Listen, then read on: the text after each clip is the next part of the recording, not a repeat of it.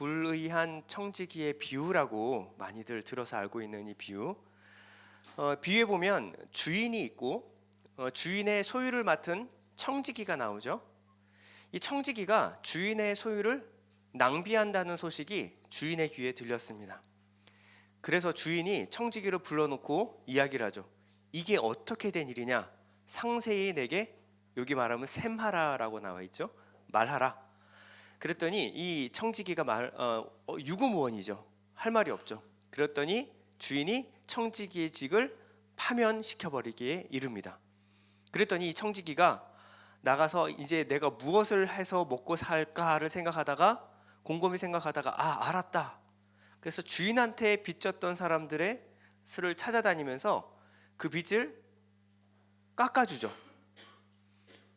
이 정도면 주인의 소유를 낭비할 뿐 아니라 이 빚은 다 주인의 소유인데 자기가 마음대로 깎아주는 이 청지기는 감옥에 쳐넣어도 모자랍니다. 그런데 주인이 이 청지기를 칭찬하죠. 지혜롭게 행하였다. 그러니까 이런 내용들을 보면 여러분들이 이해가 가지 않는 내용입니다. 사실 이 비유는 비유의 대가라고 불리는 불트만이라는 신학자가 있어요. 이 대가도 이 비유 앞에서 걸렸어요. 그래서 이해할 수 없는 이상한 비유다 하고 넘어가 버렸습니다. 해석이 안 된다라는 거예요. 근데 이 성경에 아주 중요하고 어렵지만 중요한 개념들을 여러분들이 몇 가지 알면 이 비유가 풀어집니다. 최근에 우리 김태형 전사님이 새벽 예배 설교도 하시고 또 우리 전사님들 돌아가면서 설교를 좀 하시는데요. 열린 예배 때도 우리 전사님들이 예수 믿은 지 얼마나 됐을까요? 예수를 믿은 거는 언젠지 우리가 정확히 모른다고 치더라도 교회를 다닌 지 얼마나 됐을까요? 10년 내외입니다. 여러분 말씀 들어보면 알겠지만 말씀 잘 전하시죠. 신학교 다녀서 그럴까요? 아니요. 우리 신학교 졸업하신 분이 아니라잖아요. 그렇죠? 예. 여러분 진지하게 성경을 읽는 사람에게만 성경은 자기 자리를 내줘요. 여러분들이 어렵지만 여러분 오후 예배 때 계속 참석해서 계속 듣다 보면요, 여러분들의 수준이 올라갑니다. 저분들이 처음부터 그러지 않았어요. 저분들도 성경 읽을 때 무슨 말인지 하나도 몰랐겠죠? 그런데 계속 듣고 읽고 그리고 궁금해하고. 여러분들이 성경을 아는데 중요한 개념들이 있어요. 근데 이거를 자꾸 뛰어넘으니까 덧셈 뺄셈이 안 되니까 곱셈 나눗셈 앞에서 여러분들이 다 무너져 버리는 거예요. 개념이 안 쓰는 거죠. 여러분들이 오예배 계속 참석하시는 분들은 복이 있습니다. 오늘 좀 어려워도요, 오늘 개념을 들어놓으시면 이 개념이 여기만 해당되는 게 아니라 성경 전체를 푸는 키가 돼요. 그러면 여러분들이 나중에 성경을 읽으면 깨달아집니다. 여러분들이 알고 있는 상식의 언어로, 단어로 성경을 풀면 무슨 말인지 몰라요. 이 성경에 쓰여졌던 때와 지금은 너무나 달라요. 여러분 젊었을 때, 어렸을 때 쓰던 단어랑 지금 단어의 의미는 전혀 다릅니다. 시대가 바뀌고 문화가 바뀌면 단어의 의미가 바뀌어요. 그렇기 때문에 성경을 읽을 때는 성경을 기록했던 당시의 언어로 돌아가서 이게 무슨 의미인지를 여러분들이 알고 읽으면 성경이 읽어지는데, 여러분들이 지금 상식으로 성경을 자꾸 읽으려고 하니까 어려운 거예요. 자, 그러면 이 내용이 무엇인지 이 배경을 먼저 한번 살펴보도록 하겠습니다. 문맥이 중요하니까요. 이 비유는 어디서부터 시작된 비유냐? 누가복음 15장 1절에서부터 시작되는 비유입니다. 여기에 배경이 나와 있는데 어떤 사람들에게 이 비유가 쓰여졌는가? 누가복음 15장 1절 보면 모든 세리와 죄인들이 말씀을 들으러 가까이 나아오니 바리새인과 서기관들이 수군거려 이르되 이 사람이 죄인을 영접하고 음식을 같이 먹는다 하더라. 이게 배경이에요. 여기서부터 잃어버린 한 마리 양의 비유부터 해가지고 잃어버린 드라크마, 그리고 잃어버린 한 아들의 비유, 그리고 나서 이어지는 게 불의한 청지기의 비유입니다. 여러분 이 맥락을 계속 제가 반복을 하겠습니다. 자, 당시 그러면 이 세리라고 하는 사람들은 로마에게 어떤 권한을 부여받아서 로마에게 납세를 하는데, 로마에게 50을 납세해야 된다라고 하면 거기다가 내가 사람들한테 60을 받든 70을 받든 아니 100을 받든 상관이 없어요. 로마에는 50만 내면 돼요. 나머진 네가 알아서 받아서 네 걸로 챙겨. 이러한 권한을 받았어요. 그러니 세리가 나라를 팔아먹는 놈이라고 욕을 먹을 만하죠. 자기 민족한테 돈을 뜯어먹으니까요. 그래서 50만 내면 되는데 로마에다가 그 중에 자기 거를 많이 챙기던 자가 바로 세리예요. 그러니까 하나님 나라라고 믿었던 이스라엘보다 돈이 더 중요한 사람들. 근데 오늘 세리와 죄인들이 말씀을 들으러 왔다. 죄인들은 무리, 콕 집어서 세리가 나오는 이유가 여기입니다. 그런데 바리새인과 서기관들이 이 세리를 영접하는 예수님을 비난합니다. 어떻게 그 저러한 죄인을 영접하는가? 당시 고리대금업이라는 직업의 특성을 여러분들이 한번 살펴봐야 합니다. 자, 고리대금업은 원래 히브리 사람들에게는 금지되어 있어요. 돈을 빌려주고 이자를 쳐서 받는 것은 금지되어 있습니다. 그랬는데 이 영악한 히브리 사람들이 이 대금을 받을 때 이자가 아니라 원금과 이자를 합쳐가지고 돈을 차용증을 써서 그들에게 줬어요. 자, 무슨 말이냐면요. 자, 당시 이자율이 얼마나 높았냐면 올리브유가 이자가 몇 퍼센트 붙을까요? 올리브유를 빌리게 되면 찍어보세요. 요즘 뭐 이자가 어느 정도 되죠? 빌리면 한 이제 3금융 하면 7%에서 뭐 10%까지도 올라가겠죠. 그런데 당시 올리브유의 이자는 100%였습니다. 100%. 그리고 밀의 이자는 25%였어요. 그러니 당시 이 기름으로 이 밀을 구워서 먹는 이스라엘 백성들에게 요거는 살기 위해서 반드시 필요한 물건들이죠. 근데 먹고 살 게 없으니까 빌렸는데 이 빌리고 난 뒤부터는 이자가 100%, 이자가 25%. 요걸 갚으려면 허리가 휘는 거예요. 자, 한번 실제적으로 한번 대입을 한번 해볼게요. 자, 올리브유를 50말을 빌렸어요. 50말. 그러면 이자 100%면 몇 말을 갚아야 돼요? 100말 갚아야 돼요. 자, 밀가루 80석을 빌렸어요. 얼마를 갚아야 돼요? 100석을 갚아야 돼요. 이러니 50 빌렸는데 100을 갚고 80 빌렸는데 100을 갚아야 되는 게 이 당시 이자율이었습니다. 근데 이자를 받을 수 없으니 어떻게 적냐면 너는 나한테 50 빌리지만 차용증에는 너가 나한테 갚아야 될 총액이 100이니까 100을 적는 거예요. 넌 나한테 100을 빚졌어. 그리고 얼마를 주냐면 50을 줘요. 너는 난 50 주지만 너 갚을 때 100으로 갚아. 내가 여기다가 차용증에 100을 써. 그리고 80을 줘요. 이자까지 쳐서 100으로 갚아. 난 너한테 80 줄 거야. 요런 식으로 고리대금업이 성행했었어요. 지금 여기서 여기 말하는 불의한 청직이라고 말하는 이 사람들한테 빚진 자한테 가서 갚아줄 때 이 시세는 주인의 돈을 차감해 주는 것이 아니라 자기가 받아야 될 이자에서 차감하는 거예요. 자, 한번 그렇게 하고 읽어볼게요. 누가복음 16장 5절에 보면 주인에게 빚진 자를 일일이 불러다가 먼저 온 자에게 이르되 내가 주인에게 얼마나 빚졌느냐 말하되 기름 100마리니이다. 여러분 이제 시세를 알고 들으시는 거예요. 당시 이르되 내 증서를 가지고 빨리 앉아 50이라 쓰라. 자, 이 올리브유 100이에요. 근데 실제적으로 이 사람이 쓴 건 얼마예요? 50을 쓴 거예요.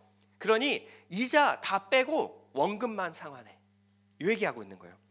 7절에 보면 또 다른 얘기 이르되 너는 얼마나 빚졌느냐 이르되 밀 100석이니이다. 그럼 이 사람이 빌려 가져간 건 실제적으로 80이죠. 이르되 여기 내 증서를 가지고 80이라 쓰라 하였는지라. 원금만 갚아. 그럼 중간에서 이자를 착취했었던 이 청지기가 자기가 받을 돈을 다 깎아주는 거예요. 이게 오늘의 비유의 의미입니다. 그러니 이제 네가 갚을 돈은 주인의 돈만 갚으면 돼. 너는 나하고 어떠한 채무 관계도 이제 없어진 거야. 너하고 나하고는 채권자와 채무자의 관계 아니야. 이제 너하고 나하고는 자유다. 너는 주인한테만 빚을 갚으면 돼.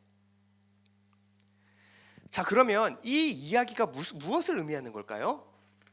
자, 마태복음 여러분, 우리 오랫동안 이 마태복음 비유를 한번 갔다 왔는데요. 마태복음에 보면 이렇게 나옵니다. 잃어버린 한 마리 양의 비유 다음에 이방인과 세리를 용서하는 용서가 나와요. 한 번 가고 두 번 가고 세 번 가고 안 될 때는 포기하는 것이 아니라 두세 사람이 모이는 곳에 나도 그들과 함께 있다. 그들을 위하여 기도하라. 그러면 아버지께서 그를 위하여 갚으시리라. 이럴 때 베드로가 그러죠. 몇 번이나 용서해야 되겠습니까? 70번에 7번이라도 용서해라. 그게 뭐냐면 희년의 용서. 그리고 1만 달란트 빚진 자의 비유가 나오죠. 자, 요 맥락이 무엇이냐면 회개와 슈브 배웠죠. 회개하고 용서받는 내용이었어요. 자, 이 누가복음에도 똑같이 병행 구절인데 잃어버린 한 마리 양의 비유가 똑같이 나와요. 병행 구절입니다. 그런데 이 이방인과 세리에 대한 용서의 부분에 잃어버린 한 드라크마의 비유가 나오는 거예요. 여러분들 읽어보시면 아시겠지만 내용이 긴밀하게 연결되어 있습니다. 희년의 70번, 70번에 7번이라도 용서하라는 희년의 용서가 무엇이냐면 잃어버린 한 아들의 비유, 돌아온 탕자의 비유예요. 어떠한 죄를 지었든지 아버지의 사랑으로 덮어버리시는, 긍휼한 마음으로 덮어버리시는 그 마음이 담겨 있습니다. 그리고 1만 달란트 빚진 자의 비유의 자리에 무엇이 있냐면 불의한 청지기의 비유가 있는 거예요. 1만 달란트 빚진 자는 주인에게 1만 달란트를 빚졌음에도 불구하고 내가 갚으리이다. 이게 뭐라 그랬어요? 무엇을 의미한다고 그랬죠? 율법이에요. 내가 다 지켜 행하겠습니다. 구약의 모든 이스라엘 백성들은 언제나 그랬어요.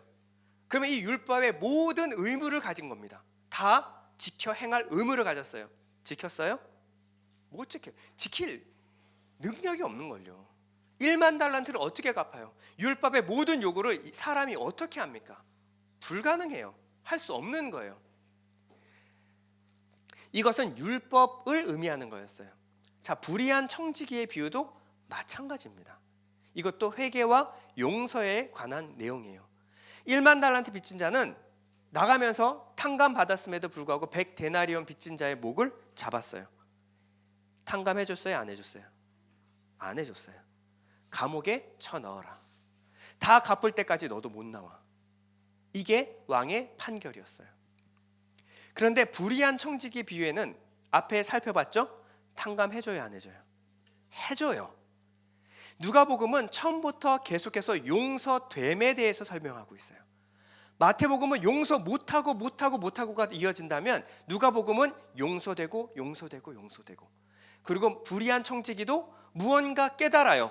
그리고 나서 자기가 해야 될 일을 하기 시작합니다. 무엇이냐면 주인의 빚을 제외한 나머지 사람과 사람, 나와 그 사람과의 관계 속에서 발생한 모든 빚, 이자, 채무 관계를 탕감해버립니다. 난 이제 받을 의무가 없어. 이게 바로 불의한 청지기의 비유의 핵심이에요. 그러므로 이 비유를 불의한 청지기의 비유라고 말하면 여러분들이 해석이 어려워져요.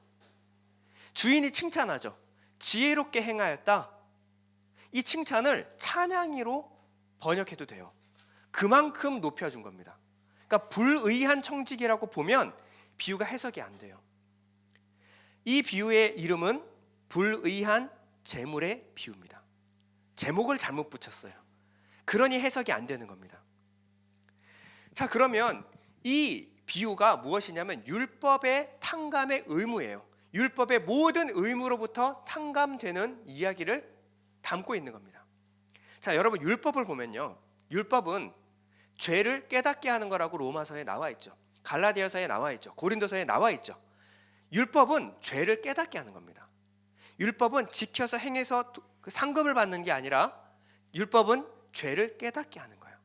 율법의 직분은 죽이는 거라 그랬어요. 사형이에요. 죄를 깨닫고 죄의 삭은 사망이다. 이 상태를 깨닫게 해주는 것이 바로 율법이에요. 그러니 율법을 통해서 율법의 가장 꽃은 무엇이냐? 지켜 행하는 것이 아니라 내가 지킬 수 없습니다. 그러므로 무엇을 가져와야 돼요? 하나님께 재물을 가져와야 돼요. 재물을 가져. 율법은 내 죄를 깨달아서 하나님께 무엇을? 내 의를 갖고 나와요? 재물을 갖고 나오는 거예요. 재물은 속죄의 의미가 있어요. 나는 할 수 없습니다. 그러니 이 양, 죄의 삭은 사망이잖아요. 내가 죽어야 될 그 자리에 재물이 대신 죽는 것이 율법의 꽃이에요. 율법을 제대로 아는 사람은 무엇이냐면 내가 죄인임이 발견되면 결국 어떻게 해요? 심판이잖아요. 그러면 끊임없이 하나님께 나아오겠죠. 이 죄가 에덴에서 발생했습니다. 근데 이 인간들이 하나님을 떠났어요. 하나님이 어떻게 하라는 거예요? 돌아오라고. 내가 돌아올 길을 열어놨어. 이 재물, 이 언약을 내가 중간에 세워서 너와 내가 다시 회복될 수 있는, 관계를 회복할 수 있는 길을 열어놨어. 그게 뭐예요? 재물이에요. 재물, 의로운 재물. 그러므로 하나님 앞에 죄인이 설 수 있는 방법은 무엇입니까? 재물이에요. 중간에 이 중보의 재물이 있어야만 설 수 있는 거예요. 이것을 설명하는 게 율법이에요. 무엇을 설명하고 있는 거예요? 재물은 예수 그리스도. 율법은 끊임없이 예수 그리스도를 설명하고 너는 예수가 필요한 사람이고 예수가 없으면 너희들은 죽을 수밖에 없는 죄인들이다. 요거를 끊임없이 강조하고 있어요. 그런데 이 율법을 가리키는 바리새인과 서기관들이 무엇을 가리켰냐면 행해야 될 의무에 대해서 강조하기 시작했어요. 행해야지. 할 수 있어. 왜 못해? 율법에 흠이 없는 자야 나는. 나는 어려서부터 율법을 다 지켜 행했습니다. 이런 사람들이 속출하기 시작했어요. 그러면 하나님께 재물을 갖고 올 필요가 있어요, 없어요? 하나님께 나올 이유가 없어요. 자기 의만 있으면 돼요. 이러한 일들이 발생하기 시작한 거예요. 거기다가 하나를 더 얹고 해서 613가지에 지켜야 될 의무를 매겨버렸어요. 이것은 율법에서 명한 것과 다른 겁니다. 이것은 장로들의 유전이었어요. 그리고 규례를 만들었어요.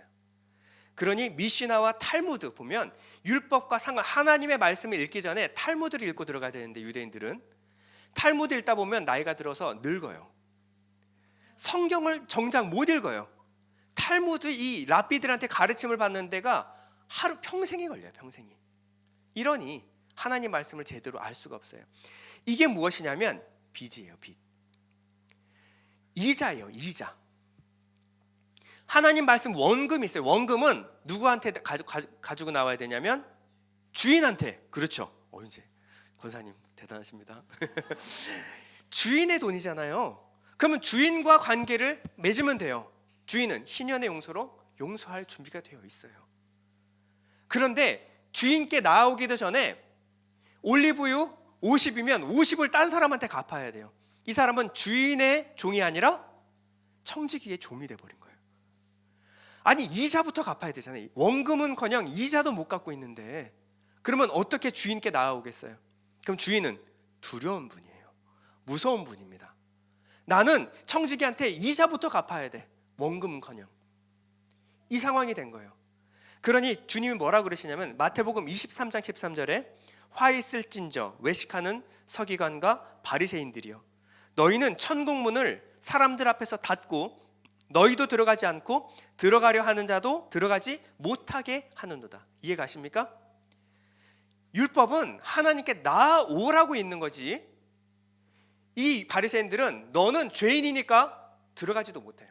부정한 사람은 예루살렘에 입성하지도 못해. 아니 성전에 어떻게 들어가 부정한 사람이? 아니에요. 죄인을 부르러 왔어요 주님은. 그런데 바리새인들은 입에 딱 막는 거예요. 저런 세리 창기들이 너희들이 무슨 하나님 앞에 예배를 드려. 앞에 딱 막아서는 거예요. 너희도 들어가지 않고. 왜? 들어갈 필요가 없거든요. 나는 의롭고 율법에 흠이 없는 자인데 내가 뭐하러 속죄제를 드리러 가겠어요? 나는 필요가 없어요. 자기만 안 들어가요? 죄인들은 들어가지도 못해요. 어디 거룩한 성전에 너희들이 들어가. 이 비유는 뭐냐면 이 사람이 매긴 이 이자, 하나님 말씀에 사람이 만든 교훈, 사람의 교훈들을 다 탕감해 주어라. 그 성경에 나와 있지도 않은 거, 하나님 명하신 그 의도와 어긋난 수많은 무겁고 수고하고 무거운 짐들 다 탕감해 주어라. 그럼 이들이 이제 어디 나오겠어요? 주인께, 하나님께 나오겠죠. 메타노이아는 하나님께 돌아가는 것입니다. 슈브, 회개는 하나님께 돌아가는 거예요. 이 돌아가는 것은 그 전에 있는 집을 파괴하다는데, 집은 그냥 장막, 집의 의미만 있는 것이 아니라 가족이라는 의미도 있어요. 무슨 말이냐면 지금까지 너희들이 들어왔던 장로들의 유전, 지금까지 들어왔던 배움과 가르침들, 그것을 다 파괴해버리는 거예요. 이제 올바로 하나님의 말씀을 듣기 위해선 예전에 내가 알고 있던 거 내려놔야 합니다. 내 상식, 내 경험, 이거 가지고 하나님 말씀 보면 깨달아지지 않아요. 하나님 말씀은 하나님의 뜻으로 읽어야 돼요. 성령이 아니면 하나님 말씀을 깨달을 수 없는 겁니다. 그러니 세상에 어떤 슈바이처나 간디, 예수 믿지 않는 그 사람들이 아무리 성경을 읽어도 성경이 해석이 돼야 안 돼요? 안 되는 거예요. 그 전에 있는 모든 지식 다 내려놓고 이제 0점에서 다시 서는 거예요. 골로새서 3장 9절에서 10절 여러분 한번 읽어보겠습니다. 시작.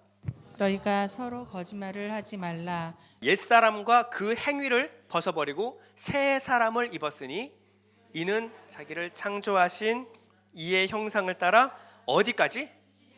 지식에까지 새롭게 하심을 입은 자니라. 이게 회개예요. 옛사람과 그 행위만 벗어버리는 것이 아니라 어디에까지? 지식에까지. 예전에 내가 알고 있던 그 모든 것에서 돌이키는 것이 바로 메타노이아, 슈브, 회개예요. 내가 알고 있던 모든 상식에서부터.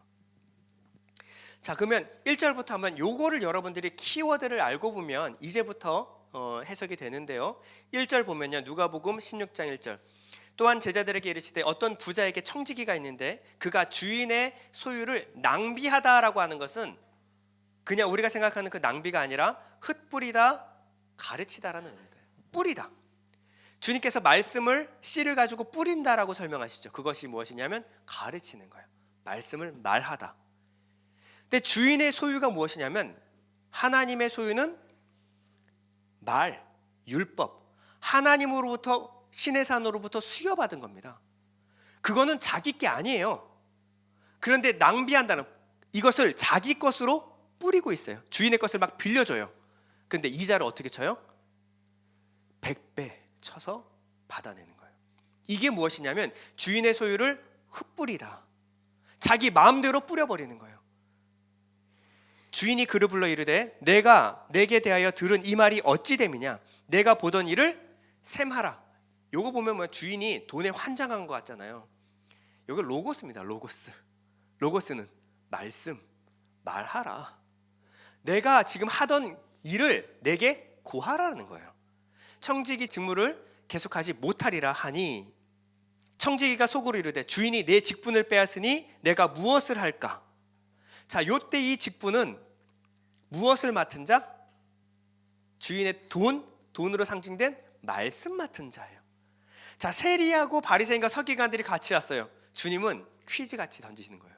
처음에 이거 듣다 보면 야, 이거 세리 얘기하는 것 같은데, 알고 보면 말씀 맡은 바리새인과 서기관들한테 하는 얘기예요. 내가 무엇을 할까? 땅을 파자니 히브리 사람들의 관용어 겁니다. 나를 파다라고. 땅은 나와 있지도 않아요. 원어에는 나를 파다. 내 안을 파는 건 무엇이냐면 내 안을 들여다보는 거예요. 내 안에 깊숙한 곳을 들여다보니 힘이 없고 행할 능력이 없고. 빌어먹자니 구걸한다는 얘기가 아니에요. 주인한테 싹싹 비는 거예요. 잘못했다고. 근데 빌자니 잘못이 너무 많아요. 한두 군데 내가 차용증 써서 빌려준 게 아니에요. 내가 이렇게 가르치고 저렇게 너무 많이 잘못 가르쳐놨어요. 그러니 잘못이 너무 많아 이제 면목이 없다. 한두 가지 잘못했으면 제가 실수해서 그래요. 사람이 살다 보니까 실수할 수 있죠. 한 번만 기회를 주세요. 근데 100가지 1000가지 잘못했으면요, 뭐부터 어떻게 용서해 받을지를 모르겠는 거예요. 그러니 내가 할 수 있는 게 아무것도 남은 게 아니에요. 그 다음에 어떻게 했어요? 4절에 내가 할 일을 알았도다. 내가 할 일을 알았도다. 그 다음에 무슨 일을 해요? 빚을 탕감해줘요. 내가 받을 몫을 탕감해줘요. 그러면 주인의 돈만 빌려간 거예요, 그들이. 나는 내 교훈과 가르침을 다 취소해버려요. 그러니 너는 율법 하나님의 말씀만 가지고 하나님께 나아가라. 이렇게 되는 거예요. 그러니 이 주인이 칭찬하는 거예요. 이 청지기가 지혜롭다. 앞뒤가 맞죠. 이 비유가 이해가 가죠. 예. 그러니까 이렇게 잘못 알고 있던 거를 풀어내야 합니다. 이 비유가 어디에 붙어 있냐면요, 불의한 청지기 비유 바로 전에 잃어버린 아들의 비유가 나와요. 아들이 아버지의 소유를 다 탕진해 버렸어요. 그러고 나서 깨달음이 왔죠. 우리 아버지 집에는 먹을 것이 많아. 내가 여기서 종노릇 하느니 내가 아버지의 종이 되겠다. 아들은 내가 가당치도 않고 한두 가지 내가 잘못한 게 아니니까. 그러니 안 되지. 아들 자격 없어. 나는 가서 아버지 집에서 종으로 살아야 되겠다. 내가 돼지 지엽 열매 먹고 사느니 아버지 집에 먹을 게 많아. 차라리 종으로, 아버지의 종으로 살자. 이렇게 돌아가는 것이 지혜예요. 아버지께 돌아가는 것이 지혜예요. 이 이야기 다음에 무엇이 나면 불의한 청지기. 내가 할 일을 알았도다. 나와 그 사람과의 모든 빚은 탕감. 이제 너는 이제 주인에게로 돌아갈 수 있어. 주인과 이제 나머지 해결하면 돼. 결산해. 이렇게 하면 직분을 빼앗긴 후에 사람들이 나를 자기 집으로 영접하리라. 이 영접하리라는 나를 그들의 가족같이 받아줄 것이다. 무슨 말이냐면 그전에는 채무자와 채권자였어요. 근데 나도 이제 주인한테 빚진 자야. 너나 나나 같은 처지야. 예전에는 네가 내 종이었어. 왜? 빚이 탕감이 안 됐잖아요. 그런데 이제 너는 아무런 의무가 없어. 나한테. 너와 나는 동일선상 친구야. 그러니 그들의 가족과 같이 똑같이 나를 받아주게 될 것이다. 나도 너처럼 빚진 자야. 나도 같이 주인한테 나가서 빚 청산 받아야 돼. 같이 가는 거예요. 누가복음 16장 8절로 가면 주인이 이 옳지 않은 청지기가 이를 지혜 있게 하였으므로, 정확히 원어로 보면 지혜를 생산해내었으므로, 없던 지혜가 생겼으므로 칭찬하였으니 이 세대의 아들들이, 이 세상 아이들이 말하는 게 아니에요. 원어로 보면 아이온이라고 나와 있어요. 아이온은 영원한 아들들이 자기 시대에 있은, 자기 때에, 자기의 때가 오면 이 빛은 푸오스라고 하는데, 푸오스는 어떤 빛, 우리 여러분 창세기에 보면 첫째 날 하나님이 무엇을 만드세요? 빛이 있으라. 근데 광명체, 해와 달과 별은 몇째 날 만드세요? 넷째 날. 그러면 해, 달, 별이 없는데 빛이 있네요? 이 빛은 뭐예요? 이게 바로 오르, 생명. 예수 안에 빛이 있었으니 그것은 사람들의 생명이에요. 이 빛을 말하는 거예요. 이것이 바로 영생, 영원이에요. 그리고 이 빛을 모형으로 담고 있는 것이 무엇이냐면 광명체들. 그러니 마오르는 뭐냐면 빛이 머무는 곳이에요. 근데 때가 돼서 빛이 떠나가면 그냥 돌덩이, 죽은 별, 흙, 아무것도 아니에요. 이 빛이 머물다가 떠나간, 이것을 빛을 모형하는 거예요. 우리 눈에 빛이 무엇인지를 보여주는 것이지 그 생명의 빛은 아닙니다. 태양이 빛에 대해서 설명을 해요. 우리가 빛이 무엇인지 알죠. 그러나 예수 안에 있던 그 생명은 아니에요. 이해 가시죠? 이 빛, 율법이라고 하는 것, 성전이라고 하는 것, 이 모든 것은 사라질 것들이었어요. 누가 오면? 예수님이 오면 예수님을 상징하던 거였잖아요. 앞에 설명했죠. 재물 대신 예수님을 상징하던 거였어요. 실체가 오면 그림자 필요해요, 안 해요? 없어요. 실체를 봤는데 그림자가 뭐하러 필요해요? 그러니 상징적인 모형의 빛, 잠시 머물다 사라질 그 빛의 아들들, 보다 더 지혜롭다. 유대인들, 히브리 사람들, 그 당시 하나님의 백성이라고 자부하던 그 사람보다 누가? 이 죄인들, 이방인들, 세리들이 훨씬 더 지혜롭다. 불의의 제물로 친구를 사귀라 라고 나와 있어요. 불의의 제물로 친구를 사귀라. 자, 오늘의 주제가 나왔어요. 불의의 제물입니다. 불의한 제물. 먼저 의와 불의가 무엇인지를 여러분들이 알아야 합니다. 의는 뭐예요? 의는 우리가 선하고 착하고 도덕적인 사람들을 우리가 의롭다고 우리 동양 사람들을 생각을 해요. 그렇죠? 덕을 많이 쌓으면 저 사람은 의로운 사람이야. 덕이 없는 사람들은, 교양도 없고 덕도 없으면 저 사람은 불의한 사람이야, 이렇게 얘기해요. 근데 히브리 사람들에게 의와 불의는 전혀 다른 의미입니다. 이 사람들이 성경에 쓰인 의, 예수 그리스도는 하나님의 의가 되셨다라고 했죠. 예수 그리스도가 착해서 그래요? 도덕적이고 착하고 그 다음에 교양이 있었어요? 그 교양이 있는 분이 자기 나이보다 뭐 한참 많은 30살 많은 그 어르신들한테 독사의 새끼들아 뭐 이러고 있고 회칠한 무덤, 이게 교양이 있어요? 없죠. 예의도 없죠. 예, 그런 의미가 아니에요. 예수님이 의롭다고 하시는 것은 관계와 관계, 이 관계 사이에 관계가 요구하는 의무를 행하는 거예요. 대통령은 대통령의 직무를 잘해야 돼요. 선생님은 선생님의 일을 잘해야 하는 거예요. 이게 히브리 사람들의 의예요. 관계 속에서, 학생과 선생 관계 속에서 학생은 학생의 도리를, 선생은 선생의 도리를 다할 때 의롭다라고 하는 거예요. 백성은 백성으로서 자기의 국민으로서의 역할을 다하고, 왕은 통치자는 통치자로서의 역할을 잘하는 것을 의롭다라고 하는 거예요. 그러면 의와 불의는 갈라졌어요. 근데 재물에 의와 불의를 붙일 수 있나요? 자, 재물에도 역할이 있습니다. 재물에도 역할이 있어요. 재물은 뭐 하는 거예요? 여러분 주머니에 돈이 10,000원짜리가 있어요. 이 10,000원의 의가 뭐예요? 의무는 뭐예요? 편의점에 가서 10,000원어치 물건을 교환할 수 있어야 돼요. 내 돈이, 주머니에 아무리 돈이 많은데 저게 다 위조지폐면 불의한 재물이에요. 내가 돈이 있는데 바꿀 수가 없어. 내가 필요한데, 먹을 것이 필요해요. 근데 돈을 줬는데 이 돈 안 받아요. 이 돈은 불의한 재물이에요. 히브리 사람들의 의미를 알겠습니까? 이건 교환 가치예요. 우리는 지금 돈, 이 화폐만 생각하는데 이 당시에는 곡식과 기름, 오늘 앞에 살펴봤죠? 밀과 올리브유도 당시에는 화폐였어요. 이 화폐가 점점 발전해서 뭐 금도 되고 은도 되고 이렇게 됐지만, 예전에 모든 것들은 어떻게 하냐면 내가 갖고 있는 것이 물물 교환할 수 있고 교환 가치가 있는 것을 다 재물이라 그랬어요. 오늘의 재물은 개념이 또 바뀌었죠. 지금은 지식도 재물입니다. 그렇죠?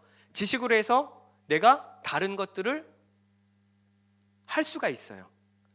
서비스, 여러분은 돈이 아니라 여러분들이 열심히 일해서 돈을 벌 수가 있어요. 이 서비스도 여러분들이 갖고 있는 재물이에요. 건강과 돈, 여러분들이 가진 모든 것을 재물이에요. 성경에 보면 어리석은 부자에 대해서 나오는 게 있어요. 어리석은 부자는 돈을 끌어모았어요. 곡식이 이만큼 찼어요, 창고에. 그런데 죽었어요. 이 재물은 교환됐어요, 안 됐어요? 안 됐어요. 이 재물은 불의한 재물이에요. 부자가 아무리 돈을 많이 가져도 내 창고에만 쟁겨놨어요. 그건 재물이 의미가 하나도 없는 겁니다. 무언가 교환이 돼야 재물이 의로운 거죠. 교환되지 않은 모든 재물은 불의한 거예요. 자, 앞으로 돌아가 보면 이 재물의 의미는 율법, 하나님 말씀이라 그랬어요. 율법은 무엇과 교환이 돼야 돼요? 그림자는 실체하고 교환돼야 돼요. 율법은 토라라고 합니다. 토라 보면 타브, 바브, 레시, 헤이라고 나와 있는데, 타브는 십자가예요. 그리고 바브는 못, 레시는 사람, 헤이는 나타내다. 자, 쭉 연결해서 읽어보겠습니다. 시작. 십자가 못 사람 나타내다. 무슨 의미인지 아시겠어요? 예수 그리스도예요. 토라 자체가 예수 그리스도를 설명하고 있어요. 놀랍죠? 토라는 십자가에 못 박힌 사람을 나타내요. 제물입니다. 하나님이 받으실 제물이에요. 이 제물을 나타낸 게 바로 토라 율법이에요. 누가복음 24장 27절 이렇게 말씀하십니다. 이에 모세와 모든 선지자의 글로 시작하여 모든 성경에 쓴 바, 이건 다 구약을 말하는 거예요. 여러분들, 당시에 신약이 없었죠? 모든 성경에 쓴 바 자기에 관한 것을 자세히 설명하시니라. 부활하신 예수님께서 모든 성경이, 구약의 모든 성경이 다 무엇에 관한 거라고요? 예수 그리스도. 요한복음 5장 46절에는요, 모세를 믿었더라면, 토라를 믿었더라면 또 나를 믿었으리니 이는 그가 내게 대하여 기록하였습니다. 너희가 좋아하는 그 율법이 다 무엇에 대한 기록이라고요? 예수 그리스도. 너희가 지켜 행할 것이 아니라 이 모든 것은 토라 십자가에 못 박힌 사람, 이 제물 되실 예수, 하나님의 어린 양 예수 그리스도를 설명하고 있는 거잖아. 누가복음 24장 44절 이렇게 나옵니다. 모세의 율법과 선지자의 글과 시편에, 이건 뭐냐면 토라와 네비임과 케투빔과 율법, 예언사, 성문서, 구약의 모든 하나하나의 모든 것들이 다 나를 가리켜 기록된 것이 어떻게 돼야 된다? 완성돼야, 이루어져야 된다. 내가 다 이루었다. 무엇을 이루었어요? 십자가 위에서 율법을 다 성취하신 거예요. 이제 이 모든 재물, 재산은 패해졌습니다. 왜? 예수께서 다 이루셨거든요. 그래서 교환된 겁니다. 그 전에 모든 구약은 예수를 설명하는 거였어요. 예수 실체가 왔을 때 구약은 다 성취된 거예요. 끝난 겁니다. 교환된 거예요. 이제는 우리는 율법이 아니라 예수 믿는 겁니다. 예수 믿어 구원 얻는 거예요. 이게 바로 예수님이 오신 목적과 이유예요. 그래서 예전의 사도 시대 때는요, 초대교회 때는 신약 성경이 완성이 안 됐죠. 그때는 구약 성경을 가지고 예수 그리스도를 전했어요. 사도행전 28장 23절, 바울이 아침부터 저녁까지 강론하여 하나님의 나라를 증언하고 모세의 율법과 선지자의 말을 가지고 무엇을? 여러분 어떻습니까? 구약을 읽으시면서 아직도 수건이 덮여서 예수를 보지 못하시는 분들이 있지 않습니까? 구약을 읽을 때 모세의 율법과 선지자의 말을 가지고 무엇을 권해야 돼요? 예수 증거해야 돼요. 구약의 모든 내용들이 다 예수로 결론 나야 돼요. 이게 초대교인들의 가르침이었어요. 사도들의 가르침이었습니다. 예수 그리스도의 제자들의 가르침이었어요. 이제부터 너의 모든 갖고 있는 성경은 다 예수로 결론 나야 돼. 이것이 무엇이냐면 불의의 제물로, 이 막 바꿔지지 않은 너의 갖고 있는 이 제물로, 교환되지 않은 이 율법으로 무엇을? 친구를 사귀어라. 친구를 어떻게 사귀어요? 히브리 사람들에게 친구는 위급한 상황에 있을 때 도와줄 수 있는 사람을 친구라 그래요. 아무리 친해도 나 어려울 때 등 돌리는 사람 친구 아닙니다. 어려울 때 찾아갈 수 있는 사람을 친구라 그랬어요. 그럼 친구를 사귀라는 것은 그들에게 이 율법이 아니라 율법 안에 있는 용서와 은혜, 사랑이신 예수를 전하여 그를 위급한 상황에서 구원해내라. 이게 친구가 되어라라는 거예요. 그리하면 16장 9절 이어보면요, 그리하면 그 재물이 없어질 때, 이제 이해가죠? 그 재물이 없어질 때 언제예요? 교환될 때. 내 주머니에 있는 5만 원짜리가 다른 곳으로 교환됐어요. 이제 5만 원은 없어요. 내가 5만 원 주고 뭘 샀어요. 교환됐죠. 그 재물이 없어질 때 그들이, 이 재물이, 내 바꾼 이것이 너희를 무엇으로? 영주할 처소로, 영원한 처소로, 영원한 성전으로 너희를 영접하려, 취하게 하리라. 너희가 지금 갖고 있는 율법으로는 구원을 절대 받을 수 없어. 무엇과 바꿔야 돼요? 영원한 영단번의 제사이신 예수 그리스도로 바꿔야 돼요. 이 재물이 너희를 어디로? 영원한 성전으로 인도하게 될 것이다. 여러분, 구약은요 예수 그리스도를 설명하고 있습니다. 이 예수 그리스도는 무엇에 대하여 설명하고 있어요? 내가 곧 길이요 진리요 생명이니 나로 말미암지 않고는 어디로? 아버지께로. 예수 그리스도는 누구와 누구를 연결하고 있어요? 하나님께로 우리를 인도하는 거예요. 내가 예전에 천지심령, 눈에 보이지도 않는 천지심령께 열심히 빌었어요. 그런데 예수를 믿고 나니까 천지심령이 있어요 없어요? 없어요. 그럼 예수님께 이제 빌면 돼요? 그 얘기 아닙니다. 예수 이름으로 기도하면 이제 응답되고, 예전에 물 떠다 놓고 이제 기도하면 응답 안 되고, 이게 아니라 예수를 통하여 예수 안에 계신 하나님을 봐야 돼요. 예수 안에 계신 안에서 역사하시는 하나님을 보는 겁니다. 예수님은 그래서 하나님이신 거예요. 주는 그리스도시요 살아계신 하나님이십니다.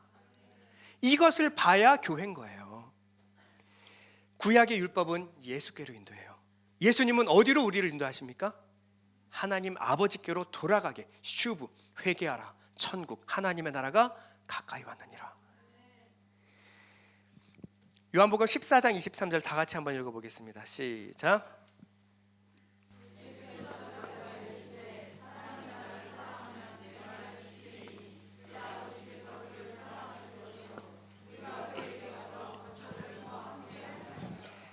가서 거처를 그와 함께 가족이 될 것이다. 여러분, 이게 바로 지혜였어요. 잠언 3장 14절, 이는 지혜를 얻는 것이 은을 얻는 것보다 낫고 그 이익이 정금보다 나음이니라. 이 지혜는 예수 그리스도의 지혜예요. 지혜는 진주보다 귀하니 내가 사모하는 모든 것으로도 이에 비교할 수 없도다. 그 오른손에는 장수, 이 장수가 뭐 장수한다는 얘기가 아니라 영생이에요. 그 오른손에는 생명이 있어요. 왼손에는 뭐가 있어요?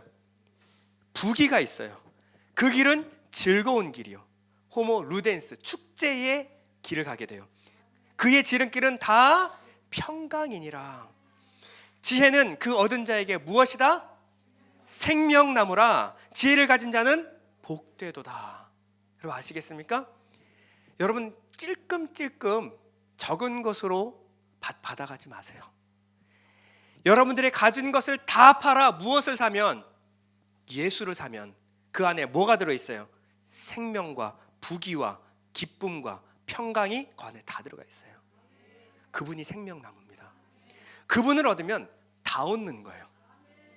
부분적으로 주시지 않습니다. 아들한텐 다 주는 거예요. 아버지는 상속을 다 주는 겁니다. 하나님 나라의 모든 상속권을 다 주는 거예요. 이게 바로 예수 그리스도의 지혜라는 거예요. 율법으로는 하나 하고 상 받고 하나 하고 벌 받고, 예수 안에는 모든 것이 다 들어가 있어요. 모든 복이. 누가복음 16장 10절 본 말씀 10절에 보면요, 지극히 작은 것에 충성된 자는 큰 것에도 충성되고, 뭐 이제 충성이라고 하면 막 충성 뭐 이거 우리 생각나죠? 그 충성이 아니라 피스토스, 믿음이에요. 믿음. 지극히 작은 것은 요만한 작은 것 요거 말하는 게 아니라 사소한 것. 사소한 것 하나에 무엇으로? 사소한 것 하나로 믿음이 된 자는, 믿음에 이른 자는 큰 것, 중요한 것, 그것으로도 믿음에 이르게 될 것이고, 지극히 작은 것, 그 사소한 것, 지극히 사소한 것 하나에도 불의, 이것은 우리가 하는 앞에 불의가 아니라 아디코스인데, 아는 부정, 디코스는 보다예요. 잘못 보는 자는. 지극히 작은 것 하나도 잘못 보는 사람은 결국 중요한 것, 진짜 중요한 것에도 잘못 보게 된다. 이해 가십니까? 이 믿음이라는 걸 우리가 알아야 되는데, 믿음은 무엇이냐면 히브리서 11장 1절, 믿음은 바라는 것들의 실상이요 보이지 않는 것의 증거니 선진들이 이로써 증거를 얻었느니라. 믿음은 이 안에서 무엇을 본다? 실상, 증거를 봐요. 믿음은 구약 안에서 무엇을 봐요? 실체를 봐요. 믿음은 구약 안에서 진리, 실상을 봅니다. 믿음은 구약의 말씀 한 구절 한 구절에서 무엇을 봐요? 예수를 봐요. 이것이 실상이고 증거라는 거예요. 이것을 보게 하는 것이 믿음이에요. 그럼 앞에 보면 지극히 작은 것에 충성된 자는, 실상을 보는 자는, 작은 것, 이 무엇이냐면 구약 안에서 실상 예수를 보는 자, 큰 것 중요한 것, 하나님의 나라 그 복음 안에서 그 실상 증거를 보게 될 것이다. 지극히 작은 것, 모형과 그림자에 불과한 그것에도 잘못 보는 것, 그 작은 것도 잘못 보는 사람은 큰 것, 하나님의 나라와 그 상속, 그 모든 것들을 다 잘못 이해하게 될 것이다. 너희가 만일 불의한 재물, 교환되어야 할 것, 불의한 재물, 그것에도 충성하지 않으면, 실상을 보지 못하면, 누가 참된 것, 진리를 너희에게 맡기겠느냐? 너희를 통해서 진리를 믿게 되겠느냐? 사람들이. 너희가 만일 남의 것, 교환돼야 될 것, 내게 아니라 다른 사람의 거예요. 다른 사람에게 가야 될 것, 그것에 충성하지 않냐면 누가 너희의 것, 결과적으로 너에게 주기로 한 것, 약속하신 것을 너희에게 주겠느냐? 자, 여기까지 설명을 드릴게요. 지금까지 성경을 잘못 본 사람은 예수를 봐도 하나님의 나라도 다 잘못 이해하게 될 것이다. 구약을 잘못 이해하는 사람은 신약도 잘못 이해하게 될 거야. 바꿔야 될 것이 무엇인지를 모르는 사람은 바꿔서 결국 내게 와야 될 예수께서 우리에게 주시고자 하는 것도 잘못 이해하게 될 거야. 지파인이 두 주인을 섬길 수 없나니 혹 이를 미워하고 저를 사랑하거나 혹 이를 중히 여기고 저를 경히 여길 것임이라. 너희는 하나님과 재물을 겸하여 섬길 수 없느니라. 하나님 나라, 재물, 율법. 이게 탕자의 비유 바로 다음에 있는 결론입니다. 너희가 아버지나 재물이나 같이 겸하여 섬길 수 없다. 아버지 집에서 이 아들은 아버지의 재물만 탐했어요. 아버지가 가진 것만 탐했어요. 그러니 첫째 아들이나 둘째 아들이나 둘 다 아버지의 아들이 아니라 종이었습니다. 어떻게든 소유를 받아서 내가 해서 아버지 소유를 받아내는 데만 관심이 있었어요. 종이죠, 종. 관계를 누리는 것이 아니에요. 아버지를 몰라요. 아버지나 재물이나 둘 중에 하나만 섬기게 될 거야. 여러분 앞에 있던 이것을 쭉 파란색 글자 있죠. 재물이 뭐다? 재물이 결국 남의 것이다. 바꿔야 될 것. 불의한 재물이야. 그러니 지극히 작은 것, 그것 얻으려고 노력하지 마. 우리에게 주시려고 하는 것은 밑에 보시면 큰 것, 참된 것, 너희 것, 결론이 하나님. 연결돼 있어요. 계속해서 두 가지를 비교하죠. 빨간색, 파란색, 빨간색, 파란색. 그렇죠? 이 파란색, 빨간색을 따라가면 빨간색은 너에게 큰 것, 참된 것, 진리, 너희의 것, 결과적으로 너에게 주시고자 하는 것이 무엇이다? 하나님이다. 하나님이다. 아브라함에게 와서 복을 설명하시죠. 내가 너의 지극히 큰 상급이다. 하나님이 너에게 궁극적으로 주시기로 한 그 상급이야. 생명, 부귀, 영광, 모든 것이 그 하나님 안에 들어있어요. 이것이 너에게 줄 거야. 그것과 비교되는 것은 재물은 남의 것, 불의한 재물, 지극히 작은 것, 모형, 교환돼야 될 것, 다른 것에 속한 것. 여기까지 주님이 설명했더니 바리새인과 서기관들이 쭉 듣다가 야 뭐야 이거 세리 얘기 아니네. 눈치가 있죠. 성경을 아는 사람들이었으니까. 14절에 어떻게 해요?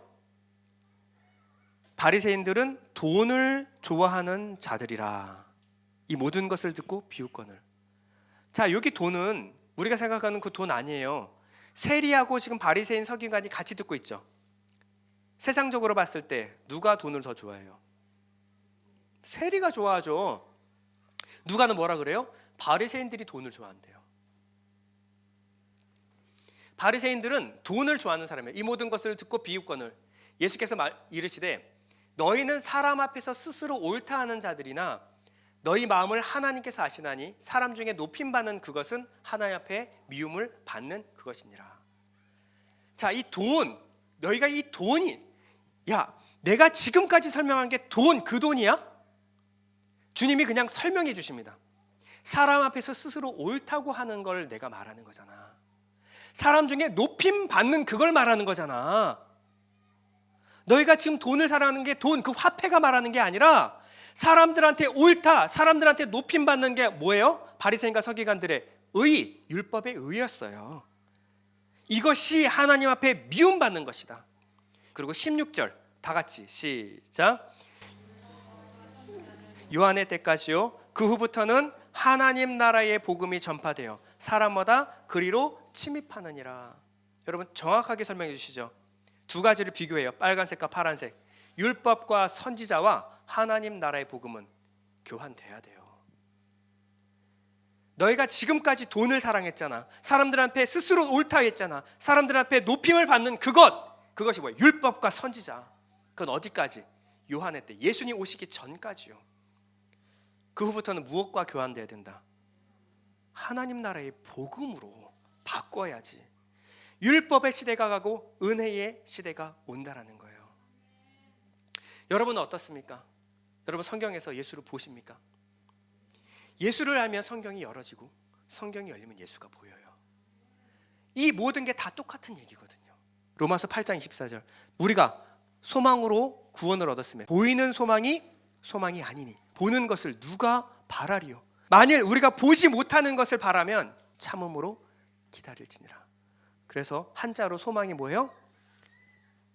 소망은 바라다, 처소. 이게 바소라고 하는 것은 처소를 의미하는 거고요. 그리고 밑에 망은 바라다, 바라보다. 무엇을 바라보다? 하늘의 처소를 바라보다. 하늘의 그 내 집을 바라보다. 내가 돌아갈 곳, 내 아버지 집. 거기에 아버지와 내 본향이 거기 다 있어요. 하나님은 끝없이 여러분에게 말씀하십니다. 돌아와라, 돌아와라. 너에게 진짜 평안과 기쁨을 줄 수 있는 사람은 나밖에 없어. 그러니 돌아와라. 어디를 봐? 나를 봐야지. 여러분 나사로는 어디로 갔어요? 거지 나사로는 아브라함의 품에 갔어요. 아부 아버지, 라함 긍휼의 아버지 품에 안겼습니다. 자기 것을 다 비우고 아버지 품에 안긴 자가 복된 거예요. 부자는 이 땅에 수많은 것, 바꾸지 않은 수많은 것들, 그리고 하나님께 나 이거 이만큼 쌓다 왔습니다. 내 이 땅에서 이만큼 쌓다 왔어요. 하나도 교환하지 않았구나. 내가 그것을 예수로 바꾸어라 그랬는데 하나도 안 갖고 왔네. 난 예수만 본다. 이 땅에 아무리 재물이 많이 쌓아도 교환되지 않은 재물은 아무 의미가 없는 겁니다. 불의한 거예요. 부자가 어디로 떨어졌어요? 음부, 말씀이 없는 그곳으로 하데스로 떨어져 버렸어요. 여러분은 어디로 가실 거예요? 저 어디로 가고 계십니까? 여러분 이 땅에 말씀 쌓으시기 바랍니다. 이 땅에서 말씀 보고 예수를 믿으시기 바라요. 이 말씀 앞에 더 간절히 매달려야 합니다. 말씀 앞에 더 진지하게 매달려야 돼요. 여러분 말씀이 보이지 않는다면 여러분 부르짖으십시오. 잠시 눈을 감겠습니다.